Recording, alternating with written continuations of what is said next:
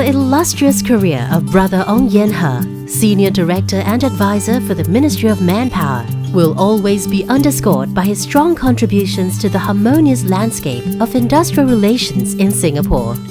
His commitment to Singapore's labour movement began at the then Ministry of Labour. Brother Ong was then seconded to NTUC in 1978, after which he proceeded to serve with various ministries in his specialty of labour relations.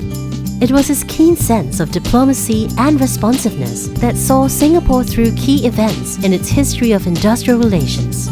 Most notably in the 1980s, when Brother Ong's skillful negotiations and tough common sense helped resolve the hydro strike. The hydro strike took place in 1986, 1 year after the recession. I think that was the strike that took place after many years of strike-free. 5 branch union officials were dismissed by the company at that time on the ground that they were not productive. The union took out the case and decided to go on strike, and the case subsequently came to the ministry for mediation. I was a mediator at that time, and we were able to help resolve the dispute to end the strike. And I must say that the outcome of the mediation was in favor of the union, in favor of workers, because of the 5 dismissed union leaders, 3 were reinstated.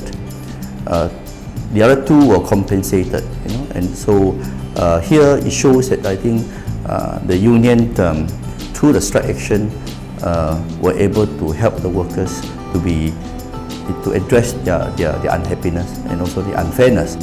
By staying close to the ground and ensuring fair play despite difficult circumstances, Brother Ong fostered the trust and respect of workers, whose welfare had always been an issue close to his heart. During his meaningful tenure with NTUC in the 1980s, he grew to greater appreciate the important role that the union plays in protecting and advancing the interest of workers collectively.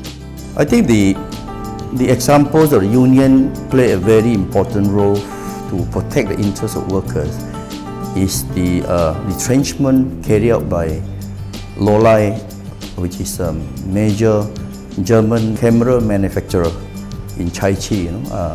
When a company decided to close its operation in Singapore, more than 5,000 workers were affected at the time, and I was taking charge of industrial relations. And here is very fortunate, I would say, that the union had the collective agreement which stipulated the quantum of retrenchment benefit to be paid to the workers in the event of retrenchment, and it's spelled out as 1 month for each of service.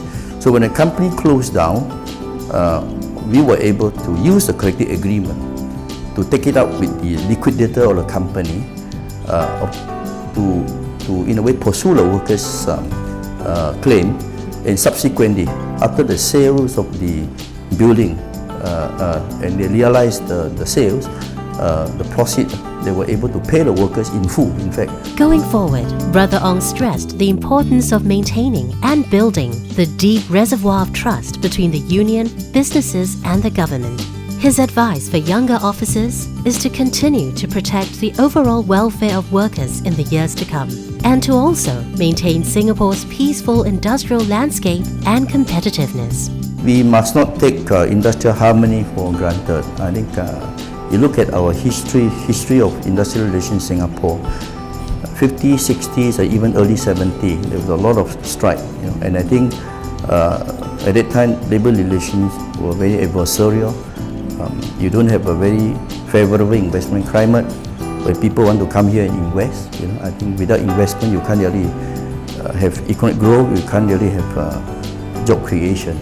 So it's very important that we should not take industrial harmony for granted, particularly in the context of Singapore, where it's a small country, we don't have natural resources. What we have is really to provide a very favorable investment climate where investors want to come here and invest. With investment, there will be job creation. Today, Brother Ong continues his fine service with the Ministry of Manpower by lending his wisdom and experience in the area of labour relations initiatives and nurturing the next generation of leaders. He believes that harmonious industrial relations is the result of concurring hearts and minds of government, businesses and the workforce, and he is most encouraged and appreciative to be a recipient of the Distinguished Service Star Award. honestly, it's a very pleasantly surprised to me that I'm given this award, particularly at this level. I must say that fostering and preserving industrial harmony and strengthening tripartite partnership